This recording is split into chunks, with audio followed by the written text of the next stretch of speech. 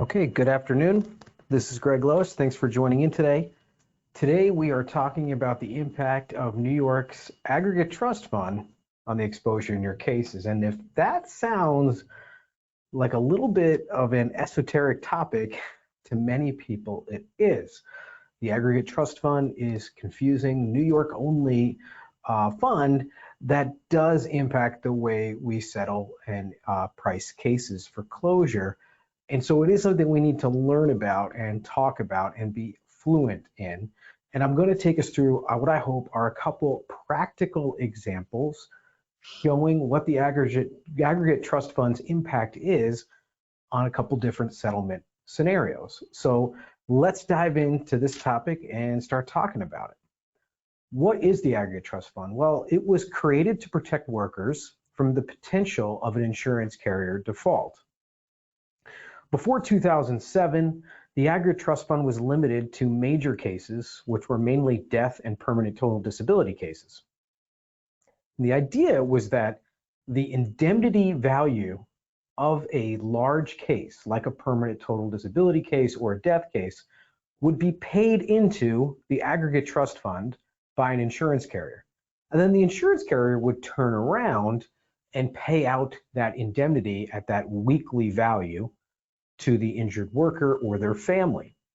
And the idea was to protect the injured worker from the potential that the insurance carrier that was paying the weekly indemnity amount to them went bankrupt or became illiquid and couldn't meet its obligations.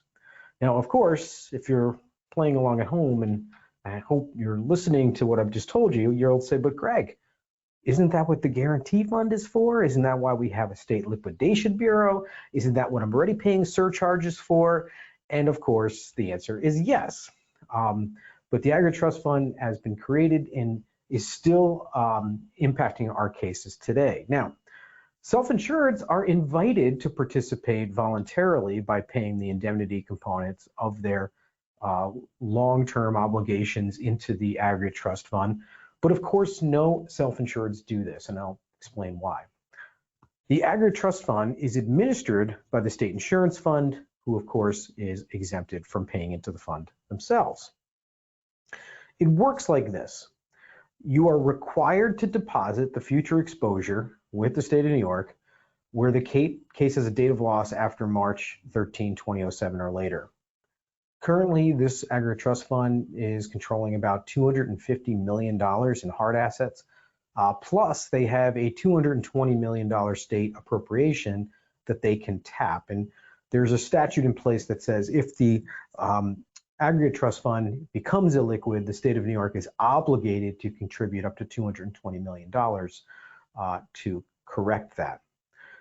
The law exempts self-insureds from having to pay the indemnity portion of their awards into the aggregate trust fund, and it also exempts the state insurance fund. Roughly 3% of the deposits that go into the fund annually are paid for that administration. Now, the last time I was able to find a Department of Finance and Insurance audit online comes from 2016, and it audited deposit activity, which occurred before 2014, and that's where I'm coming up with this roughly $500 million asset valuation that I'm talking about. And the deposit activity generated approximately $76 million in positive cash flow revenue for the fund. Now, what happens when you pay into the aggregate trust fund? You, the carrier, think that you're being relieved of your future indemnity liability, and in fact, that's the point of paying into the aggregate trust fund. But there are some examples where that is not actually true. So, for example, if you're instructed to pay a sum of $100,000 representing future indemnity payments that are to be made weekly to an injured worker, and later that injured worker goes back into workers' compensation court, reopens their case, and gets an even higher award, you, the carrier, will still be liable for the difference. You will have to contribute additional fresh money to the aggregate trust fund. The same works in reverse. So if a case that's already been established and an award generated and direction, judicial direction, for you to contribute the indemnity proceeds to the aggregate trust fund has been made by a judge, and that award is subsequently reduced. And the easy example for this is the claimant who is later found to be a fraud and therefore ineligible for future indemnity benefits. The amounts would be refunded to you. In all events, whether you've paid an amount into the aggregate trust fund, or you're getting a refund, or there is an increased amount going, the carrier is always responsible for ongoing medical, because remember, medical under the workers' compensation law in New York is for life for an established injury. Now, what's interesting is after 2007, two major changes to the way the aggregate trust fund were administered occurred. First, and probably the biggest one, is that the fund can now directly negotiate Section 32 lump sum settlements with the claimants who are entitled to the proceeds of the indemnities that have been deposited in the aggregate trust fund. So what that means is the aggregate trust fund, after you deposit the amount for future indemnity into the fund, can turn around and do a Section 32 settlement directly with the claimant. And the interesting component here is if they settle the case for less than the amount deposited, which is what they are trying to do in most instances, the aggregate trust fund gets to keep the difference. The second thing that happened after the reforms of 2007 is that many, many more case types, more than just death cases, more than just dependency cases, and more than just permanent total disability cases, are now required to make deposits to the aggregate trust fund. And we're seeing more and more judges' decisions which say the claimant has a permanent partial disability, or in New York parlance, we say a loss of wage earning capacity award of 60% loss of wage earning capacity, and deposit into the aggregate trust fund is directed after the trust fund does a calculation of present value. So we're seeing that in all different types of cases, not just perm totals and not just death cases. How the deposit is calculated is also interesting. For the historians out there, there's been a number of special bulletins which have different effective dates. For all intents and purposes, almost every case you're ever going to see falls under the most recent special bulletin, which is Bulletin 222 subsection C, which was issued in 2012 and indicates a 5% present value discount or interest rate to be applied to all deposits made with the aggregate trust fund. Now, what does that mean in practical terms? Well, it means that the amount of indemnity that needs to be deposited is going to be reduced down to present value. And if you look at that special bulletin 222C, and I would encourage everyone to go Google it, it's on the board's website, you can find that, you will see pages and pages and pages and pages of actuarial tables that look something like this. And these tables were created in 1914, and they are the Dutch life and remarriage tables that are currently and still in use. The current discount percentage is 5%.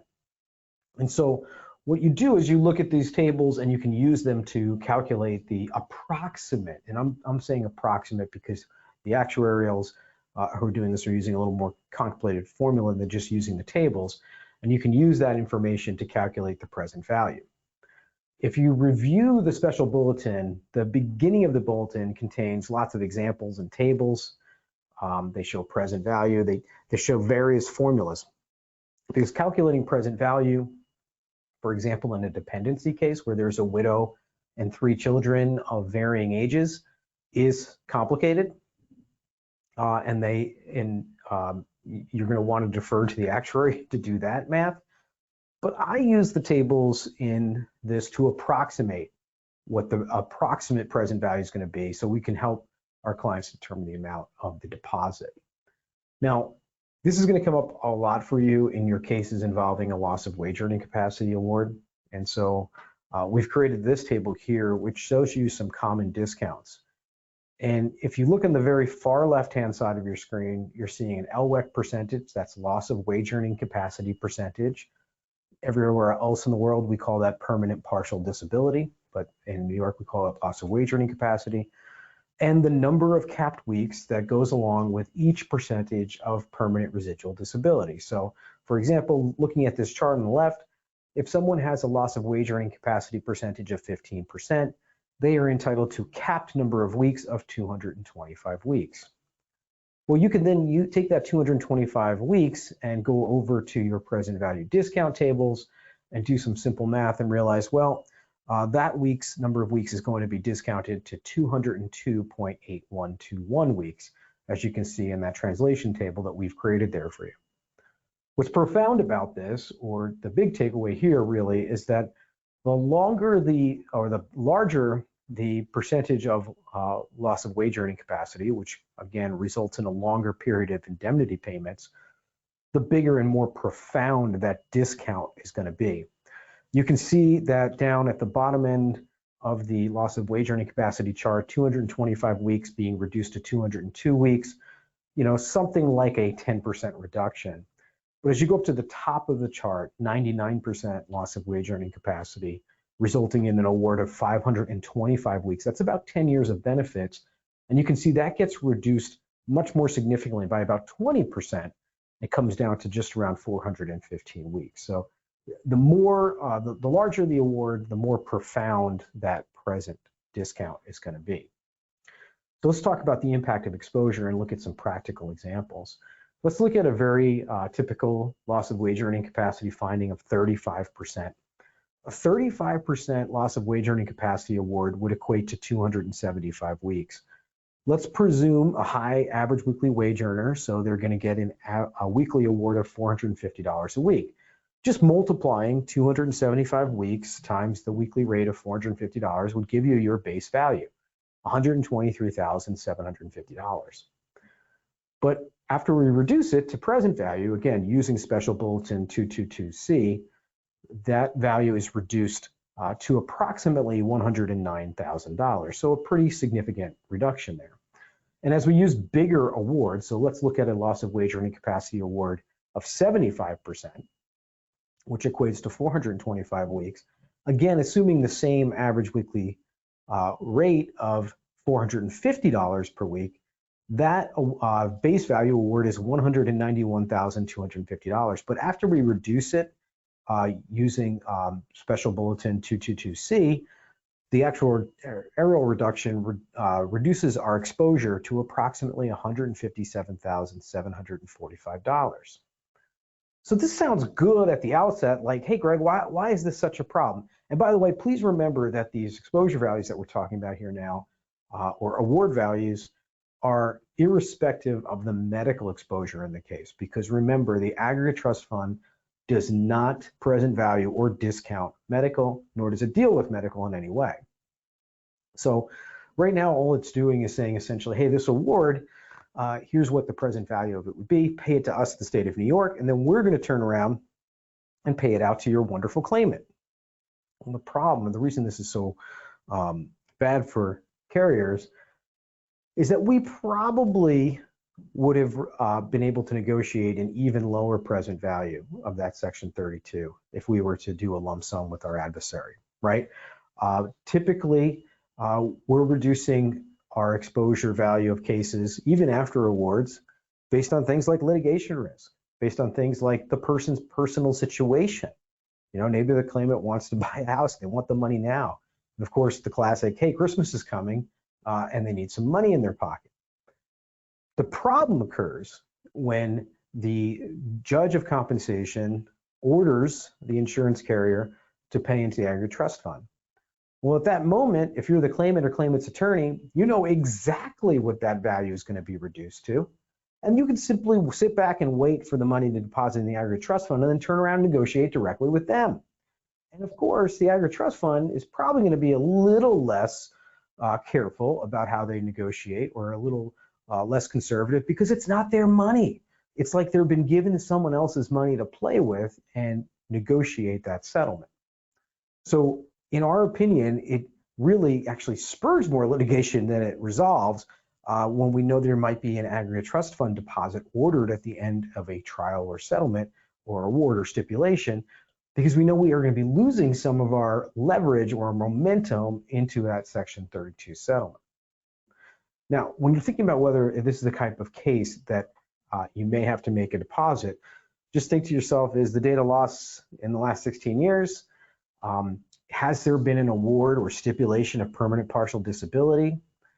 Always ask the question, is there a third party pending? Because there is a rule that says that if there is a third party risk transfer opportunity pending, that the judge of compensation should not order a deposit into the aggregate trust fund. And the reason for that, of course, is if there is a pending third party case with the potential to reduce our overall exposure and reduce the amount of payment that we would have to make to the claimant, because of course we might be due some reimbursement or recovery, the judge should not be asking us to pay into the aggregate trust fund money that the trust fund is going to probably have to disgorge or return to us eventually anyway.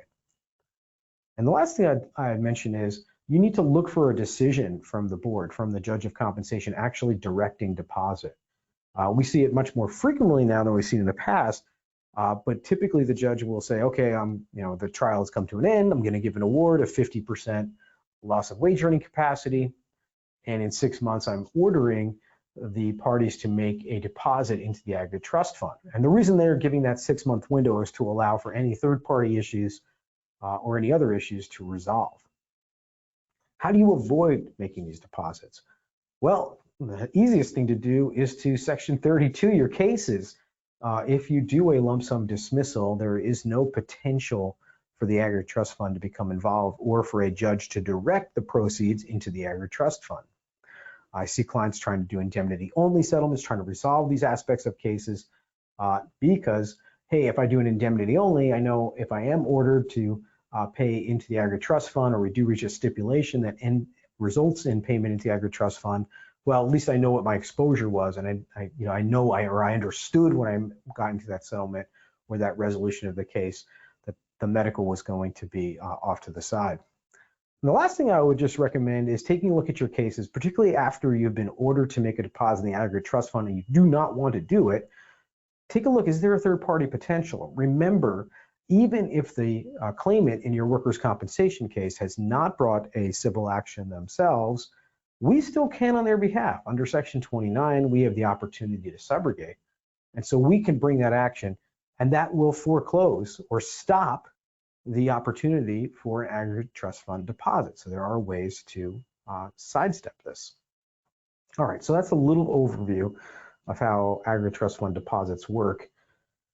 I'm going to jump over now and open up the questions pane and see if I have any questions that anyone has typed in.